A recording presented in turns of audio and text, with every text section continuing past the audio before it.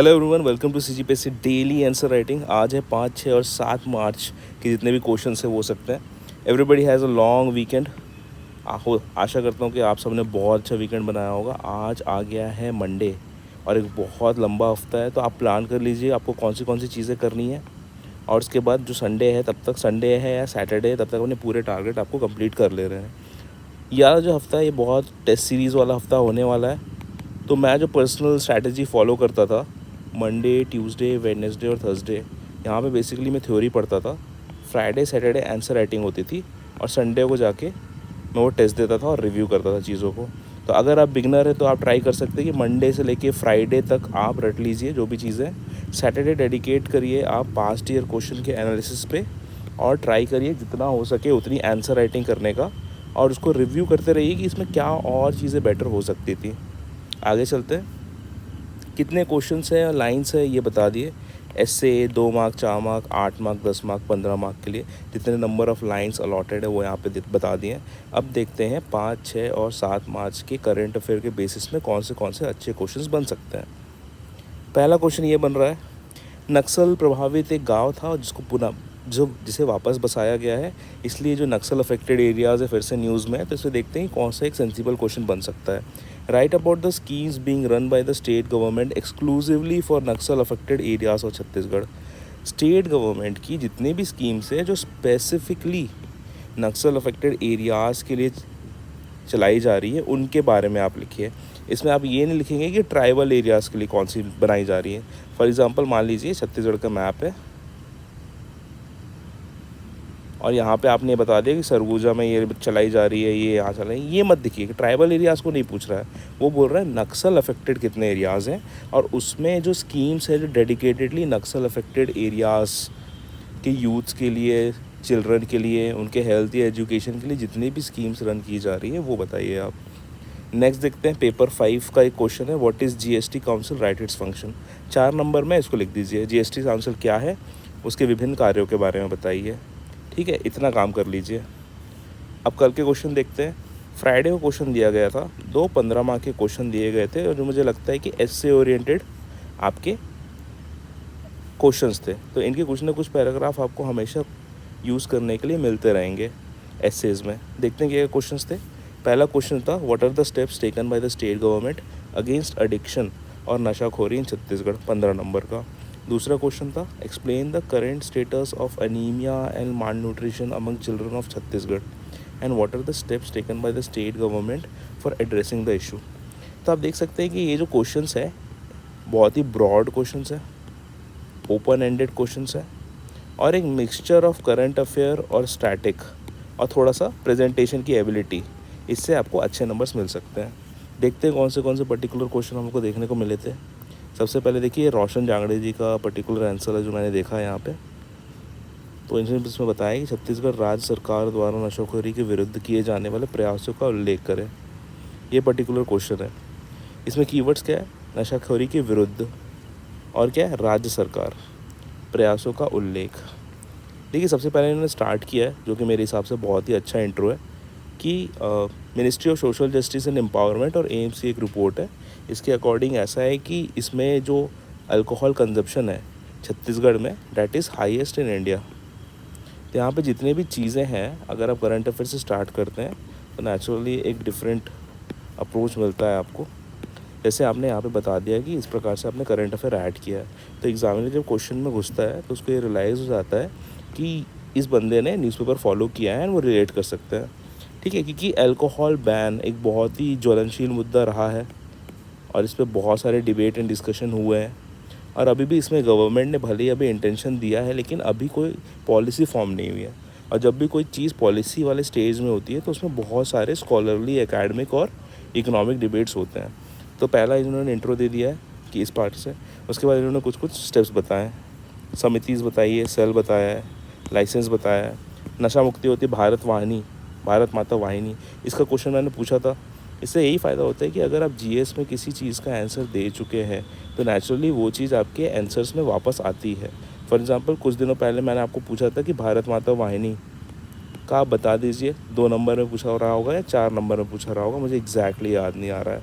लेकिन अब आपने देख लिया कि भाई नशाखोरी के विरुद्ध प्रयास पूछ रहे हैं तो कहीं ना कहीं आपके दिमाग में क्लिक करेगा कि देखो Bharat Mata Vahini is one of the major steps being taken by the state government, तो यहाँ पे इंक्लूड हो जाता है।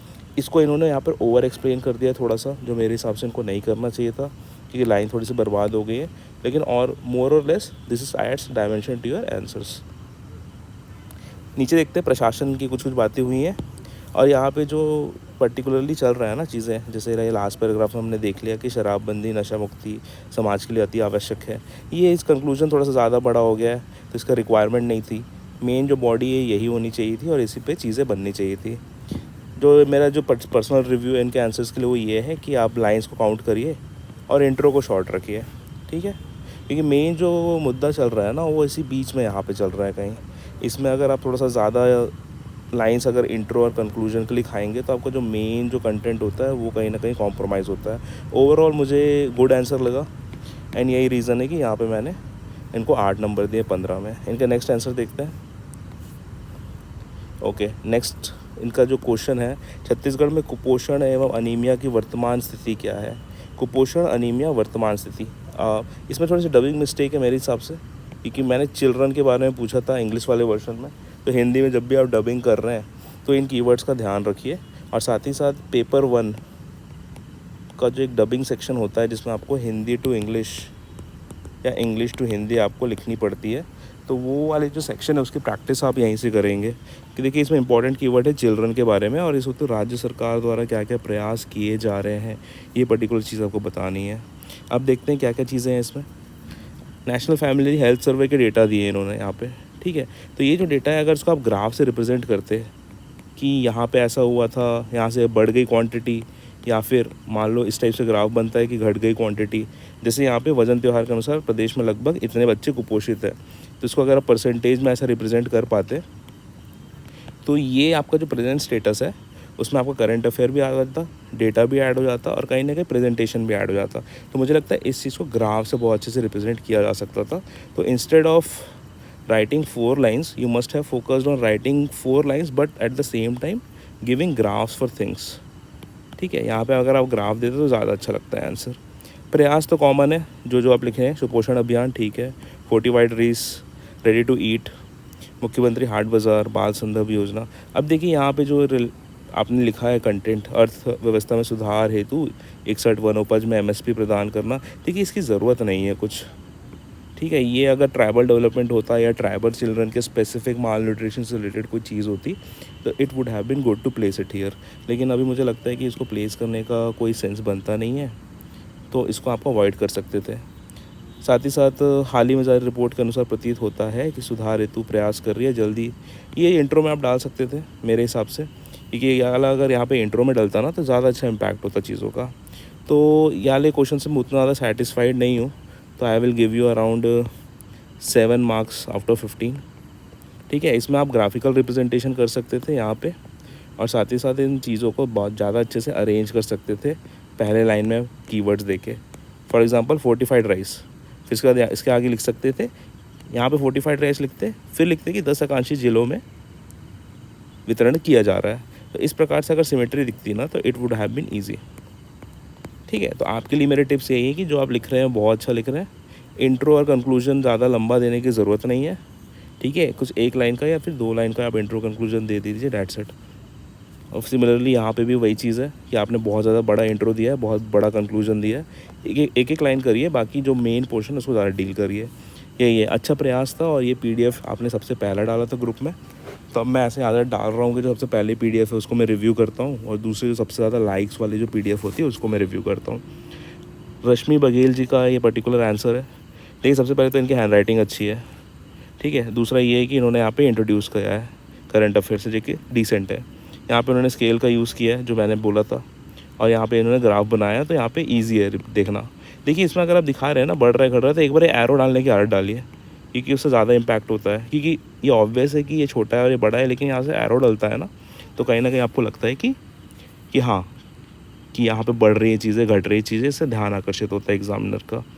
यहाँ पे नीट दिख रहा है, यहाँ पे आपके जितने भी डायमेंशन, इससे मैं खुश हूँ, जितने भी डायमेंशन है, सुपोषण अभियान, बाल संदर्भ योजना, अमृत योजना, जतन योजना, स्वादिष्ट चना वितरण, मधुर गुड़ ठीक है, इसके अलावा जो एक पॉइंट में आप ऐड कर सकते थे, ये कर सकते थे कि कोविड-19 में मिड डे मील डिस्ट्रीब्यूशन में भी छत्तीसगढ़ नंबर 1 था। तो ये करंट अफेयर आप लास्ट में ऐड कर सकते थे। लास्ट में ऐड करने इसलिए बोल रहा हूँ क्योंकि आपका आंसर ऑलरेडी गुड है। लेकिन जब आप लास्ट में ऐड करते हैं तो एग्ज़ामिनर को याद रहता है कि पर्टिकुलर इंसान ने कोविड से भी रिलेट करके दिखाया है राज्य सरकार द्वारा इस समस्या निपटने के लिए किए जा रहे प्रयासों को। तो आपने क्या किया है, आपने करंट अफेयर से रिलेट कर दिया है जो सरकार को। कुल मिला के प्रो गवर्नमेंट आंसर होता है। तो यहाँ पे आपने बहुत अच्छे से बता दिया कि देखो कोविड-19 में भी मिड डे मील डिस्ट्रीब्यूशन में हम अव्वल थे। तो आपका आंसर मुझे मोर और लेस बहुत अच्छा लगा, इसलिए मैंने आपको 11 नंबर दिए 15 में। कुछ कंटेंट में इम्प्रूवमेंट हो सकती थी तो कोविड-19 वाला पॉइंट हो सकता था। आपका दूसरा आंसर देखते हैं। जैसे छत्तीसगढ़ सरकार में नशाखोरी के खिलाफ किए जा रहे वाले विभिन्न प्रयास की बातें हो रही हैं, ठीक है। तो इसमें आपको क्या करना है कि यहाँ पे आपने बहुत अच्छे से डेटा दिखा है, इसको अंडरलाइन कर लेते हैं। बाकी जितनी चीज़ें हैं बहुत अच्छे हैं, जितने पॉइंट्स हैं अगर आप नहीं देख पा रहे हैं तो उसको पॉज करके पढ़ लीजिएगा बाकी लोग इनके आंसर्स को। साथ ही साथ मैंने एक चीज़ नोटिस करी कि इसमें राज्य सरकार, छत्तीसगढ़ सरकार द्वारा नशाखोरी के खिलाफ प्रयास किए जा रहे हैं। इसका पूछना है तो आपने जिला के बहुत सारे एग्जाम्पल्स दिए विच इज़ गुड, लेकिन अगर आपने गूगल सर्च करके रखा है तो थोड़ा सा उतना काम नहीं आएगा कि वहाँ पे इंटरनेट रहता नहीं है और उतना गूगल सर्च आप कर नहीं पाएंगे। लेकिन मोरल से अच्छा आंसर, जैसे आपने सरगुजा जिला, कोरिया जिला, बिलासपुर जिला और सूरजपुर ज़िला के बारे में बताया है। लेकिन मेरा ये मानना है कि ये ज़िला वाले जो एग्ज़ाम्पल है ना, ये राज्य सरकार के डायरेक्ट एग्ज़ाम्पल नहीं होते हैं, क्योंकि जो ज़िला होते हैं, ज़िला जो प्रशासन होता है वो अपने अपने हिसाब से चीज़ें चलाते रहता है।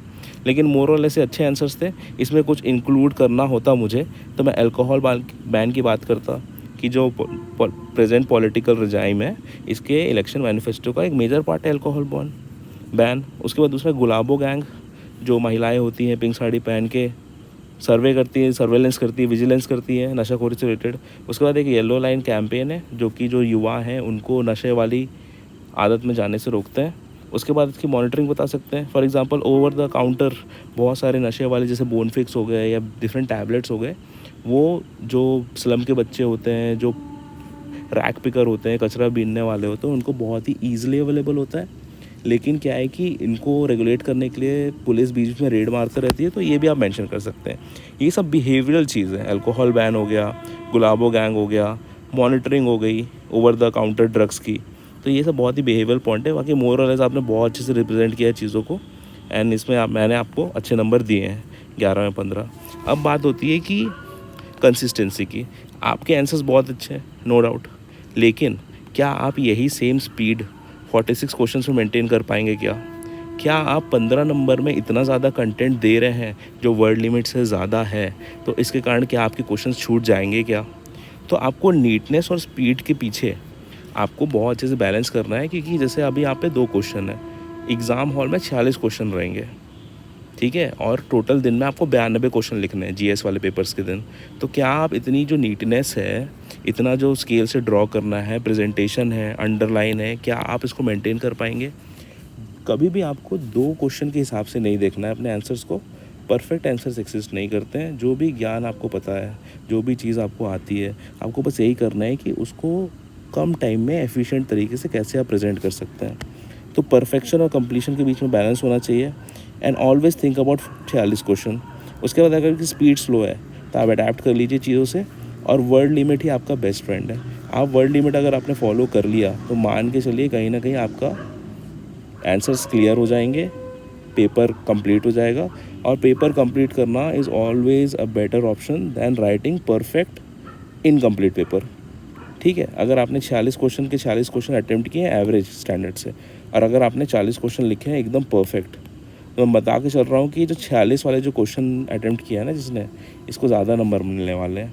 तो आपको यही करना है कि आपको नीटनेस और स्पीड, परफेक्शन और कंप्लीशन, और स्पीड अगर स्लो है तो अडेप्ट करना है आपको। आपने बहुत ही परफेक्ट आंसर्स लिखे हैं, लेकिन मैं वंस अगेन आपको यही रिकमेंड करूँगा कि जितना ज़्यादा आप रियल टाइम में जो चीज़ें कर पाए ना, वही मॉडल आंसर में कर पाइए, ठीक है। क्योंकि इसके पहले भी मैंने देखा है कि लोग बहुत परफेक्ट आंसर लिखते थे, लेकिन जस्ट बिकॉज वो परफेक्शन चेस कर रहे थे तो उनका क्वेश्चन छूट जाता था। अगर आप ऐसे आंसर राइटिंग कर रही हैं तो बिल्कुल ऐसे करिए, लेकिन आपको स्पीड और उन 46 क्वेश्चंस के बारे में सोच के चलना है। किसी एक क्वेश्चन को एकदम ही परफेक्ट नहीं बनाना है, आपको अपने हिसाब से स्पीड मेंटेन करनी है, क्योंकि आपको 45 और क्वेश्चन अटैम्प्ट करना है, ठीक है।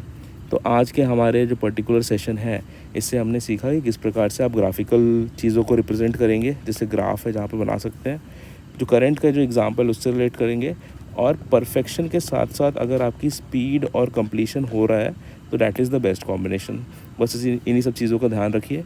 बैकग्राउंड में बहुत ज़्यादा नॉइज़ेस आ रहे होंगे क्योंकि आज एक खुली जगह में रिकॉर्डिंग करनी पड़ी है, मैं घर के बाहर हूँ थोड़ा सा, तो थोड़ा सा प्लीज़ थोड़ा सा सह लीजिएगा आज। सोशल मीडिया हैंडल फॉलो कर लीजिएगा, सब्सक्राइब कर लीजिएगा चैनल को। बहुत लंबा हफ्ता है, प्लान करिए। जो टेस्ट सीरीज़ है वो स्टार्ट हो चुके हैं बेसिकली हर जगह।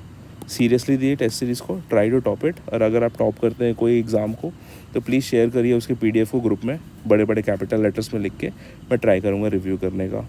ठीक है, मेहनत करते रहिए, सब सही होगा एट द एंड। जय हिंद।